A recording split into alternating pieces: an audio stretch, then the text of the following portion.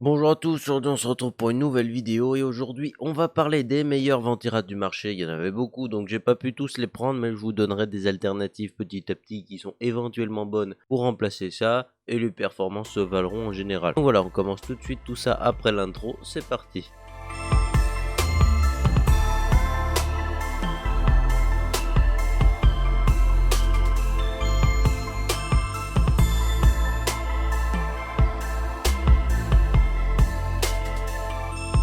Donc effectivement, niveau refroidissement de processeur, on a la team water cooling qui a déjà été servie la semaine dernière, je crois, avec les meilleurs water cooling du marché. Et d'ailleurs, j'avais une table de bench. La table de bench est partie. On a retrouvé Siberian. Bref, on fera une vidéo pour parler de tout ça. Et sinon, il y a à part la team water cooling, on a aussi la team ventirad avec des gens qui aiment un peu plus la sécurité peut-être du ventirad et confort d'installation puisque c'est plus facile à installer qu'un water cooling. Il y a moins de trucs où il faut être vigilant. Et du coup, on est là pour voir tous les meilleurs ventirad du marché.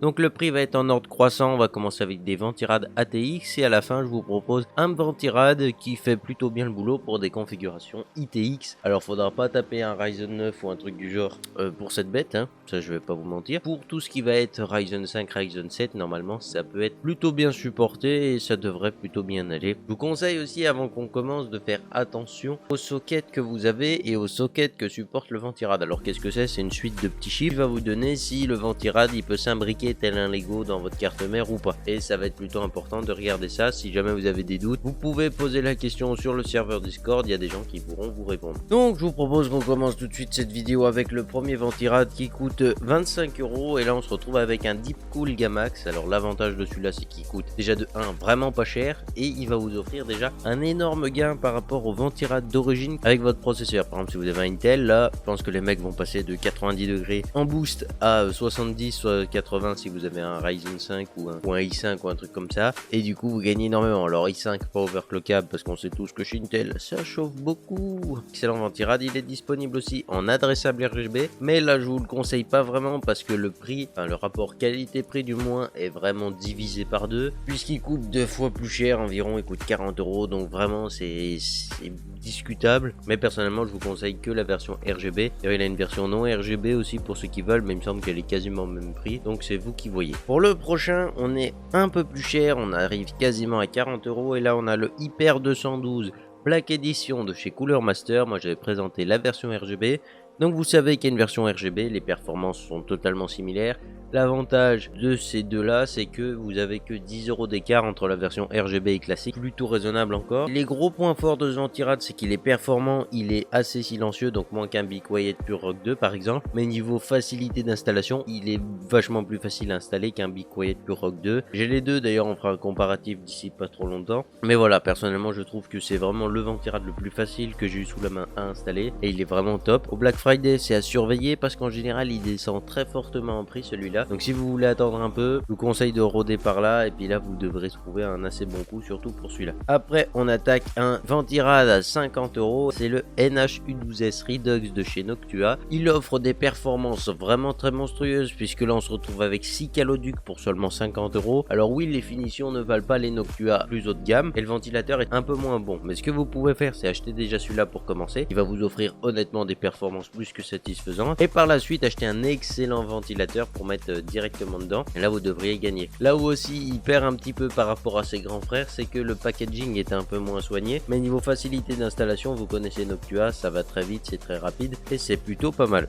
Voilà, regardez, les boîtes elles sont plutôt simples et tout, pas trop moche encore, c'est assez sobre. Pour le prochain on s'attaque tout de suite à un double tour autour des 65 € avec le Fuma 2 de chez Sight. Alors forcément Sight on en entendait pas vraiment parler jusque maintenant plus ça va, plus on arrive à entendre parler d'eux, et honnêtement il propose des excellents rapports qualité-prix, que ce soit sur le Sight Fuma 2 là ici avec un double tour de ventilateur pour seulement 65 €. Alors oui, on va pas être non plus sur les mêmes performances qu'un NHD15 tu vois par exemple, mais ça fera déjà d'excellentes perfs dans le domaine, et puis bon, pour le prix ça va, c'est plutôt raisonnable. Par contre le problème avec ces doubles tours c'est qu'il va falloir faire vraiment attention dans votre boîtier parce qu'il y en a qui n'auront pas la place, et c'est un petit peu dommage, surtout au niveau des hauteurs de barrettes de RAM, ça peut vite être compliqué à voir en utilisation réelle. On enchaîne avec le NH-U12S de chez Noctua, qui est aussi disponible en version Chromax comme vous pouvez le voir. La seule différence entre les deux, c'est la couleur du ventilateur et la peinture. C'est une finition qui offre quand même pas mal de tape à l'œil en plus, mais c'est quand même 20 € de plus pour avoir la finition. Alors si vous voulez un truc joli, je vous conseille le Chromax. Malheureusement, son rapport qualité-prix baisse un peu parce que vous comprenez. La peinture et tout, ça fait plus cher pour pas grand chose, on va dire. Pas grand chose, parce que c'est quand même assez important. Mais pour celui qu'on a vraiment rien à faire et que son boîtier est fermé, le NH-U12S est déjà monstrueux. Donc là, on a la même base que le Redux juste avant, mais ce qu'on va voir, c'est des finitions un petit peu mieux. Le packaging est mieux rempli parce qu'on a deux meilleures prises. Voilà, Noctua en général, ils fournissent une prise basse tension pour rendre le ventilateur plus silencieux parce qu'il tournera moins vite. Ils offrent la pâte thermique, ils offrent vraiment pas mal de choses et ça c'est plutôt pas mal dans le bundle. Il y a vraiment beaucoup de choses. Aussi, ce qu'il faut savoir avec les ventilateurs Noctua, enfin avec les ventirades Noctua, c'est que le jour où d'autres sockets arrivent sur le marché, et ben vous avez juste à les contacter et dire j'ai acheté un nouveau processeur, il n'y a pas ce qu'il faut pour le monter dessus, comment je fais? Et puis là, ils vont vous fournir directement tout le bundle gratuitement pour pouvoir monter le reste sur votre prochain processeur. Donc voilà, c'est aussi quelque chose à prendre en compte qui est vraiment intéressant et d'autant plus qu'un ventirad c'est déjà censé être immortel, hein, parce que vous changez le ventilateur, il est reparti pour 6-7 ans, 8 ans même. Et puis bah là c'est encore mieux parce que une fois que vous savez que vous pouvez remplacer le processeur sans avoir la contrainte de changer de ventirad, votre ventirad il peut vous durer toute votre vie. Alors si vous mettez un ventirad à 65 € ou 80 là comme ici et qu'au final il vous fait 15 ans, je vous laisse deviner la rentabilité du truc. Alors maintenant on attaque avec le Dark Rock Pro 4 de chez Be Quiet. Alors ici on a un bundle aussi qui est vraiment bien fourni, on a un petit tournevis d'offert, ça c'est plutôt cool. En plus il est plutôt joli. Et le ventirad en lui-même aussi est plutôt joli. Alors ici on a un double tour vraiment énorme aussi, comme vous pouvez le voir. Et du coup on va avoir les performances quasiment similaires avec un Noctua NHD15. Pour Intel il est un peu meilleur, mais le NHD15 sur AMD c'est un champion imbattable. Ça dépend vraiment le pros que vous avez dessous, mais je pense que c'est une différence qui n'est pas négligeable, hein, 10 degrés quand même. Du coup voilà, mais sinon tous ceux qui vont avoir par exemple du Intel, celui-là ça sort particulièrement bien. Et en plus il coûte vraiment moins cher qu'un Noctua NHD15 là pour le coup. Et c'est plutôt pas mal. Ce que vous pourrez avoir comme alternative éventuellement dans ces prix là, vous pourriez trouver le Deepcool Assassin qui s'en sort aussi très très bien avec une finition aussi très jolie. Donc là on va pas être sur de l'alu brossé, on va être plutôt sur quelque chose noir métallisé sur le dessus je crois. Du coup ça va refléter pas mal les LED. Là Be Quiet vous avez l'habitude, un petit peu plus de sobriété. Du coup on se retrouve ici avec le NH-U12A qui lui est un ventirad très compact mais offre énormément de performance puisqu'ils ont réussi à lui caler 7 caloducs à l'intérieur. Donc oui il y a du monde au milieu du radiateur, ça je te le fais pas dire. Et puis il manque pas d'air parce que deux excellents ventilateurs qui sont une des fiertés de Noctua. Normalement ceux-là ils sont performants dans tous les domaines quasiment. En réalité vous pouvez trouver des ventilateurs un peu meilleurs si vous voulez les remplacer. Ça peut faire déjà très bien l'affaire et surtout qu'il s'en sort vraiment plutôt pas mal. Il suffit juste de pas lui mettre un énorme monstre à 300 watts dessous parce qu'il arrivera peut-être pas forcément à le refroidir de manière très optimale. Mais sinon il s'en sort plutôt bien dans le domaine. Puis on finit avec le gros, l'énorme, le magnifique Noctua NHD15. Alors là on a la version Chromax à 110 €, la version non Chromax donc version beige et marron à 100 €. Donc vous perdez quand même pas mal d'esthétisme parce que là quand vous voyez la beauté en noir, il est plutôt joli. Ça commence à peser lourd, 7 caloducs normalement, deux ventilateurs de 140 mm. Il prend énormément de place donc vraiment attention à vos barrettes de RAM parce que sinon vous devriez ou le mettre à l'envers ou enlever un ventilateur, donc c'est plutôt dommage. Mais sinon excellent ventirad qui comme je l'ai dit tout à l'heure sur AMD est imbattable puisqu'il réduit en miettes le Be Quiet Dark Rock Pro 4. Donc voilà, mais sur Intel il a quand même un peu plus de mal que le Dark Rock Pro 4 donc c'est discutable. À voir un petit peu, mais bon dans tous les cas ça reste des monstres qui dissipent 250 à 300 watts de chaleur normalement et vous devriez pas avoir plus de problèmes que ça, surtout quand vous voyez la taille du truc. Voilà, je doute que vous ayez beaucoup de problèmes dans la vie avec un engin pareil, hein. Quand vous mettez de côté comme ça là, il est plus gros que la carte graphique, quoi. Ce que je dis.